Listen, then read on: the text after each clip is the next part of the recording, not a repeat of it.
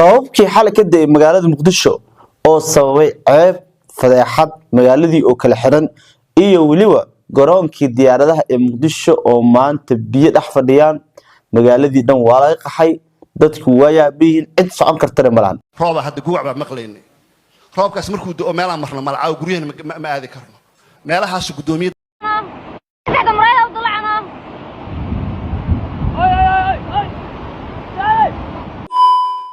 السلام عليكم ورحمة الله وبركاته الله قال واحد يجينا ذوق عفمات قمنتين تم مقال كان ودنا كدا دونتان ugu horeenba afar boqol ku soo gaarno subscribe muuqaalka la garay comment tigana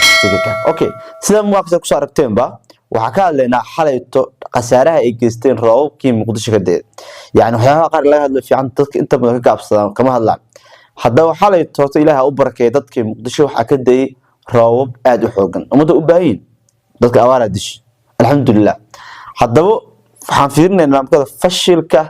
dhinaca maamulka magaalada Muqdisho xal roob ka da'ay horta saanay ahaayeen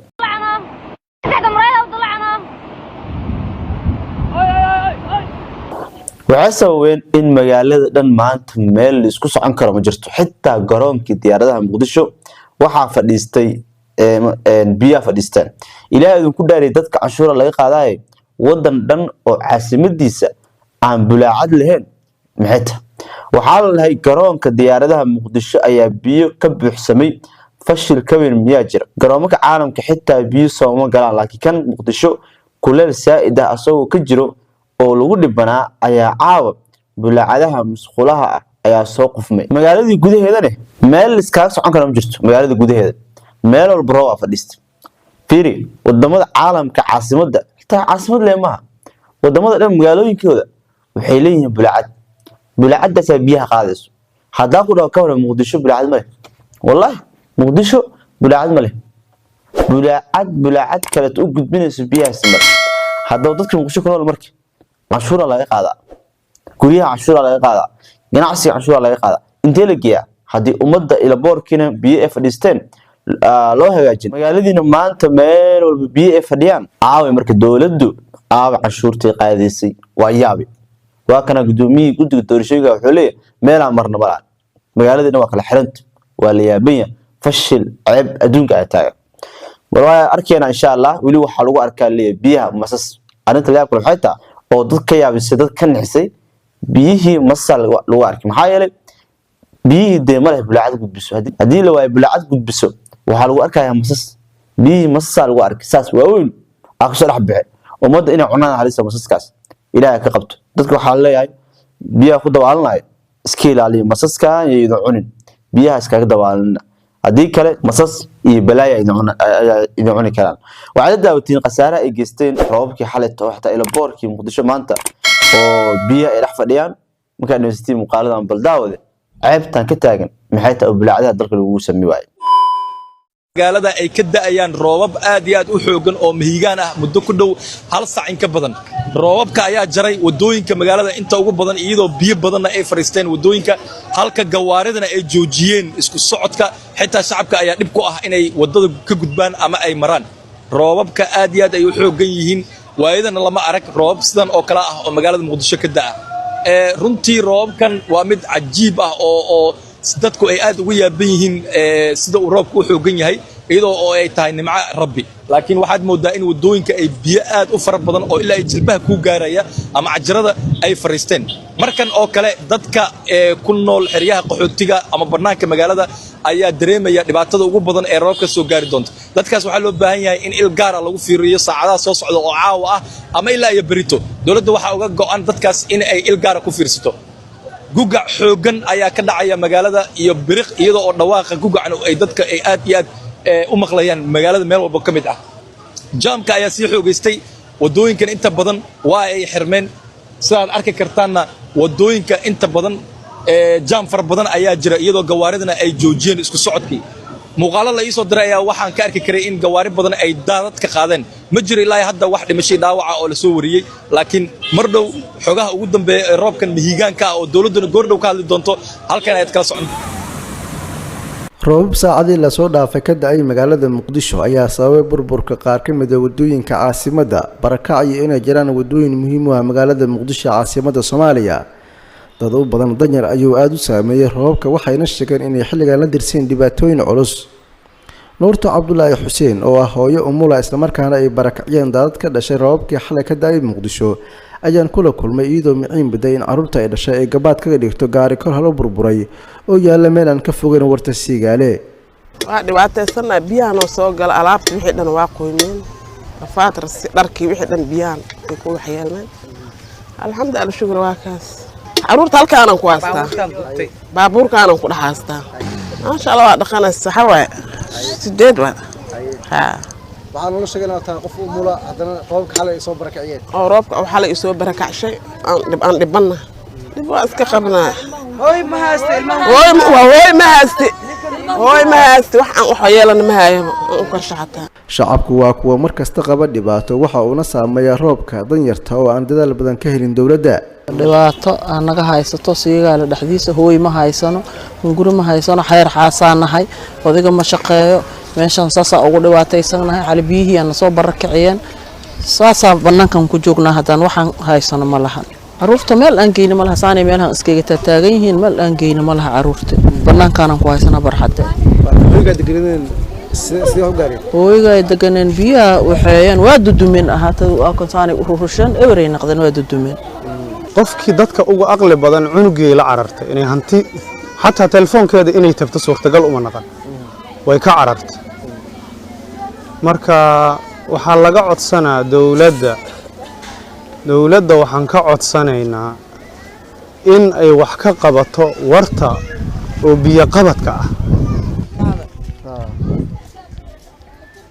halka aan taaganahay waa bartamaha laamiga isku xiray isgoosida KBB iyo sidoo kale shaqaalaha ee Muqdisho waxaa halkan burbur ka geystay roobkii saacadii la soo dhaafay ka da-ay magaalada Muqdisho caasimadda Soomaaliya. hadda jimbiga ka horeeya waa qayb ka mid ah laamigi waxaana burburay bartamaha laamiga oo dadku xilligan ay marayaan sidoo kale waxaa xirmay xaafadaha degmada Hodan oo laamiga uu kala barayay dadka qaarkood waxay inoo sheegeen inaan la isku muddo karin halkan laakiin dadku ay adeegsanayaan lugo kaliya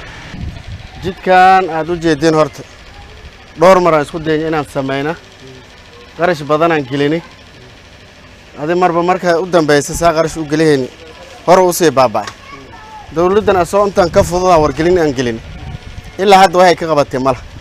xaafadda si la isku gudbo malaha dukaanka intuu soo istaaga muqaayadii waatan masaajid lama soo gudbi karo masaajidkii waa kan nin walba dhinaciis waxa isku soo gudbay malaha bulkeetiga anaan leeyahay wadadii oo bulkeetiga loo mari lahayna waa midaan aad arkaysiin waxay rabaan yacni baabuura wax keeno dameera imaaha dameerka dawakaas yacni bulkeetiga xaguu ka soo daldalaa xaguu ka raraa waa dhibaato inteena la eg. xasan maxamed nuur oo ka mid ah maamulka degmada Hodan waxa uu inoo sheegay in xalay gurmad fara badan ay sameeyeen si dadkaasi loo badbaadiyo. habeenkii uu roobdo anaga ma seexana haddii aan maamulka degmada Hodan iyo waaxidiyada qoysaskani oo markii hore ka soo hayaamay gobolada Shabeellada Dhexe iyo Shabeellada Hoose isla markaana soo micin bidan ay soo gaaraan duleedka magaalada Muqdisho ayaa waxaa ka muuqanaya dhibaatooyin kala duwan oo xilligan isbiirsaday sida dhanka nolosha iyagoona haysanin waxyaabo ay ku maareeyaan noloshooda isla markaana ay u dawarsadaan suuqyada magaalada Muqdisho caasimada dalka sidaasna noloshooda ay ku maareeyaan. qoysaskani ka soo barakacay Shabeellada Hoose iyo Shabeellada Dhexe ayaa markii hore waxaa ka soo barakiciyay colaado iyo abaaro isbiirsaday. warbaahinta daljir ayaa ku booqatay hooyo ay ku nool yihiin maadaama cooshado ay ka samaysan yihiin isla markaana celin karin dhibicda roobka iyo qabowga xilliga habeenkii dhacaya waxaana qoysaskani saameyn xoogan ku yeeshay roobkii saacadihii ugu dambeeyay ka da-ayay caasimadda Soomaaliya ee Muqdisho.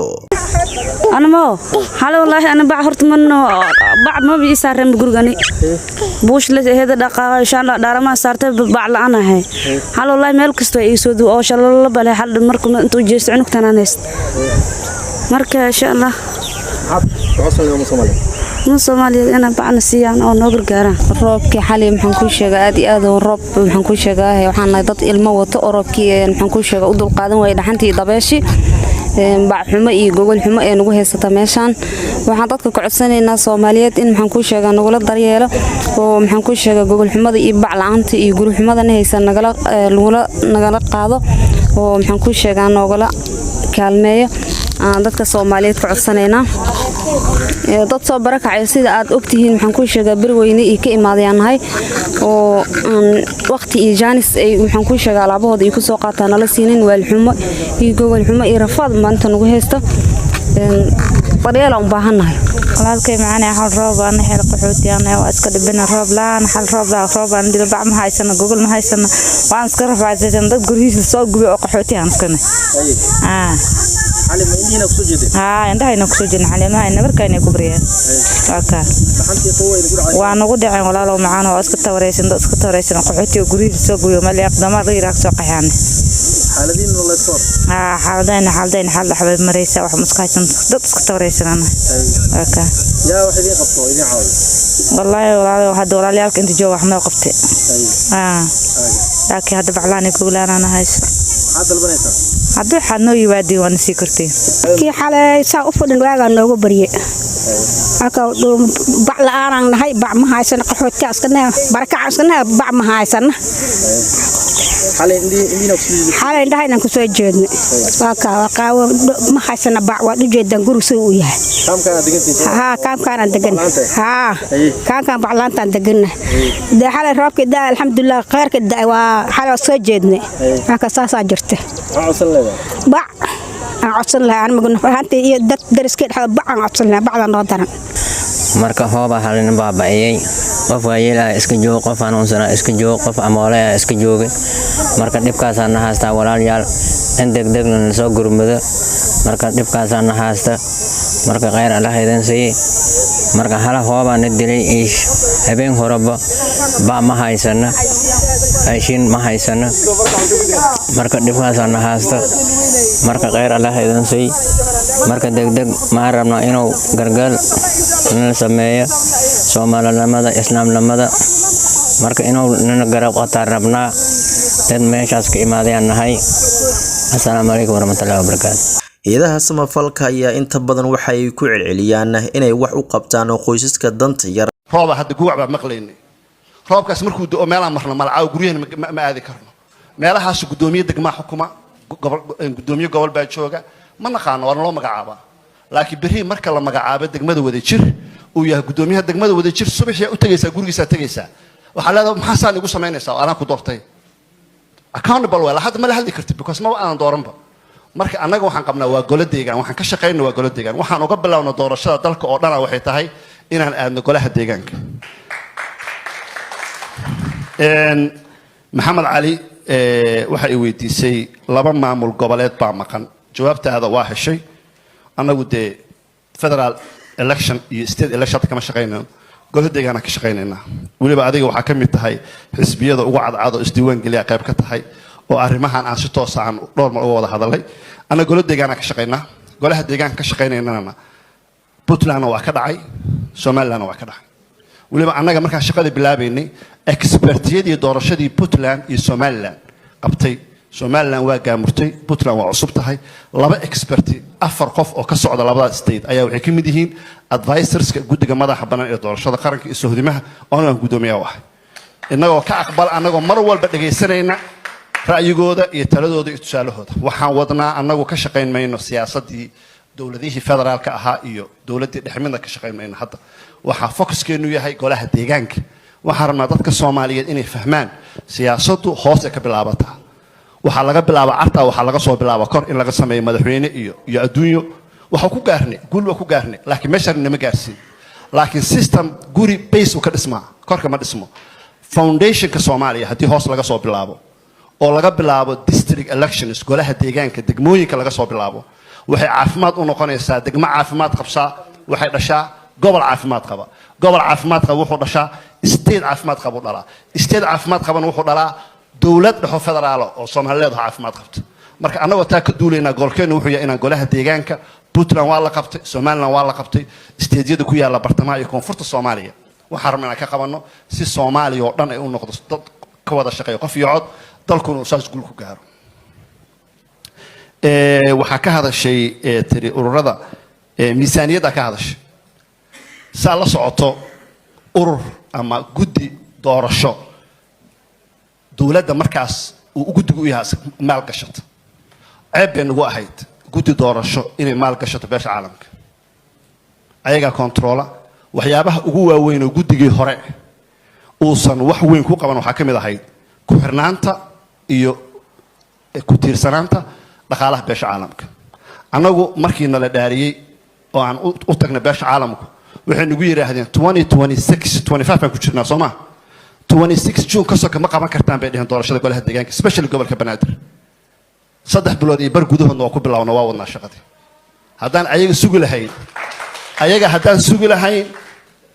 2 sano kadib ay dhihi lahayn waa qaban kartaa laakiin annagii dhaqaale yar oo kooban oo dowladda federaalka Soomaaliya ay ku taageertay guddigan ayaa wuxuu noo fududeeyay meesha maanta aan joogno waxaana qabaa insha Allah taala inaan haddaan dhaqaalaha aan sii helno inaan gaarsiin karno meesha ugu sareysa oo qof Soomaali gaari karo السلام عليكم أصحابنا لما ما يدين سلام سووا دينتين يوتيوب channel كان يقدر من سوا دادر كوكاي عاو الحمد لله جيبي وقوود راب من مقدسو عاو ما شاء الله جيبي دقنا كجرنا عاو الحمد لله جيبي يا عاو عتلنا جيبي يا وحلنا عاو لا سال ناس لا سال ده أديت حواي من عطول بشيخ قدام غسيل وطلع كله لاب أي يا كم السول أدي every day good عاو جيبي وواي بالله يا خداي معين وضع في غسالة أمرية أدي أنا حرنا أنا صوت الحسن سكابل معلاه سكابل محلي هاي كريتي ذا أخوان هذا يجيبني dadka family أنا مع الواحد اللي كأنا ملانا سكابلين هذا هاي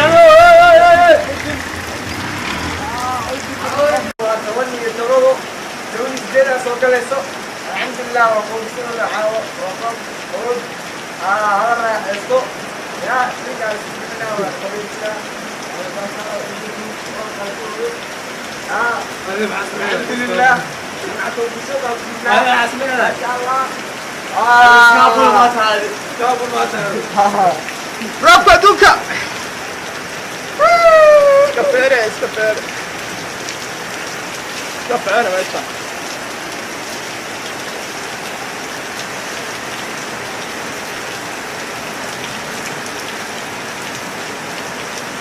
دفعوا وين وصل إلى آخر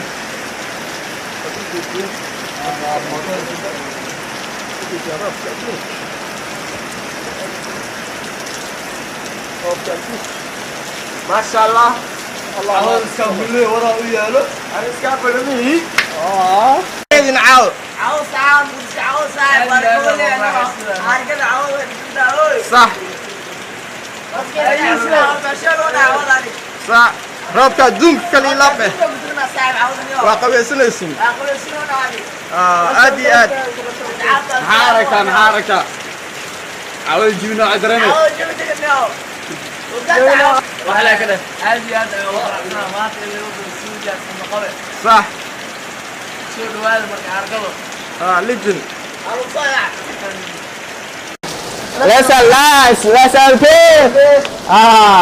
السلام عليكم أصحابنا لما ما يدين سلام سووا دينتين يوتيوب channel كان يقدر من سوا دادر كوكاي عاو الحمد لله جيبي وقوود راب من مقدسو عاو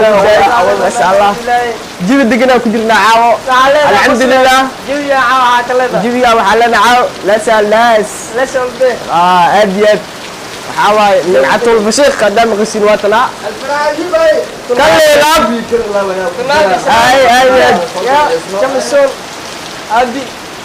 every day good عاو جيبي وواي بالله يا خداي معين وضع في غسالة أمرية أدي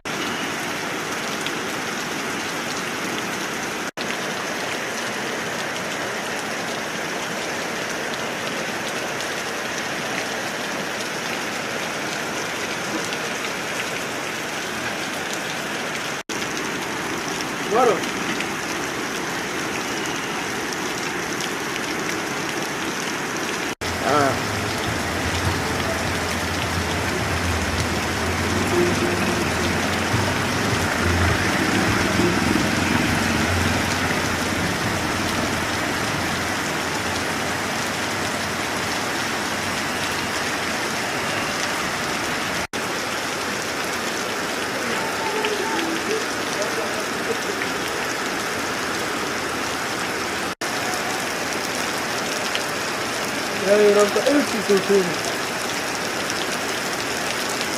عاود هذا الجفاء قد يا شوي بلال إن الحمد لله إن عاو وارو وسنة سوجدين مارتا إن عاو الحمد لله روبكي ونودا إلا حد وجدين إن بشو كورا روب كان سوارتا عاو الحمد لله الشكر لله إله ولا ما تسكلي ربك إله أنو كان الحمد لله وعلينا أي الحمد لله ذلك وعلينا إن معنا إن نعم نستان الحمد لله الشكر روب إلا ما قصوا دا روب كورا والله بالله إلا حلو دا إله وكسعد سمعك لنا ذلك داونا روب معه شيء معك لنا معه شيء إلهي وربك وحكينا إلهي أكين الحمد لله ده سوون أكسن صح إن عاو الرو استوجد إن ماتين إن أصحاب إن وجدين عاو وجد مجالدين حافظين بيو سجلان وجد إن waxaan dhex joognaa bartamaha magaalada Muqdisho magaaladu waa ay roobaysatay waxaana da'ay roob filashadaada ka weyn waxa baaqa ugu horeeya yahay in loo gurmado dadka degan guryaha cooshadaha ah ee masaakiinta ah ee ku nool daafaha iyo gudaha magaalada Muqdisho waxa istaagay sidoo kale isku socodkii dadka iyo gaadiidka guud ahaan magaalada Muqdisho waxaana sababtu tahay inay da'een roobab lixaad leh oo mar kasta inta aad filanayso ka weyn guud ahaan gaadiidkii magaalada Muqdisho jidadkeeda kala duwan marayay hadda waxa ay ku jiraan baakin baabuur socon karaahay ma jiro qof socon karaahay ma jiro sababtuna waxa ay tahay magaalada oo dhan waxa biyo dhigay roobka da'aya qudhaydu waa aan qoyay si aan kuugu soo warramo oo xaaladda magaalada Muqdisho aan kula socodsiiyo wadankan oo maalmihii ugu dambeeyay guud ahaan Soomaaliya markii la yiraahdo roobabku ay ka caaganaayeen isla markaasna dadku ay abaar ku sugnaayeen hadda waxa ay heleen roob xoogan oo miyi iyo magaalaba markii aan gobolada la hadalnay si isku mid ah caawa uu u maasheeyay waxaan ahay Calaada Muumin oo bartamaha magaalada Muqdisho iyo jidkiyo saana kaaga soo warramaya Allah dhibdhaam xilligan ay la soo hadlayo magaalada Muqdisho waxa ka da'aya roob xoog leh oo runtii dadku ay ku diirsadeen saameyn badan yeeshay degmooyinka gobolka Banaadir qaarkood waxa degan dad runtii oo aad u saameeyay roobkani waxaan deganahay anigu degmada Hodan ee gobolka Banaadir waxaana runtii goor dhow aan saraynay qaar ka mid ah gudoomiyaasha waaxaha ee degmada waxay iga sheekeeyeen xaafado kala duwan oo daad runtii qaaday roobka da'ay xooggiisa wuxuuna saameeyay dad badan oo reer Muqdisho ah markii laga soo tago Hodan waxaa jira degmooyin sidaas oo kale ah oo runtii roobku u saameeyay oo ay ka mid tahay degmada Boondheer ee gobolka Banaadir degmada Xamar Jajab iyo Axmed Weyne sidoo kale dadka degan afaafka hore ama banaanka hore magaalada Muqdisho ee kalaamka degan waa uu saameeyay runtii degmada wadajir ee gobolka Banaadir gaar ahaan xaafadda Buulxubey oo markasta roobka saan oo kale ay saameeyaan saameyn ayuu ku yeeshay caawa ku dhawaad 7 saacadood ka badan ayuu da'ayaa roobkani magaalada Muqdisho waana muddo kadib markii ugu horeysay oo la arkayo roob noocan oo kale ah oo si xiriira oo joogto ah u da'aya weliba aad u xoog badan gudoomiyihii gobolka Banaadir ee la rabay in bulshada u soo baxo caawa kale waxa la ii sheegay inuu Sacuudi ku maqan yahay kuwii ku xigay isagu waa ay jiifteen magaalada Muqdishona dadka masaakiinta ee degan iyaga ayaa badeelo wata waxa la la'yahay xitaa gaadiidkii gobolka Banaadir ee gurmadka ahaa inay ka qayb qaataan in la badbaadiyo dadka masaakiinta ee degan waxaan arkay oo kaliya gudoomiyaal waaxa ah oo shaqeynaya iyaguna oo ku maasin yihiin habeen wanaagsan u soo duceeya dadka masaakiinta ee roobku dhibaateynayo oo daadadku ay qaadeen waxaana idin leeyahay soo baxa oo guryaha ka soo baxa dadkaasna caawiya maalin wanaagsan Muqdisho Allah ku maqan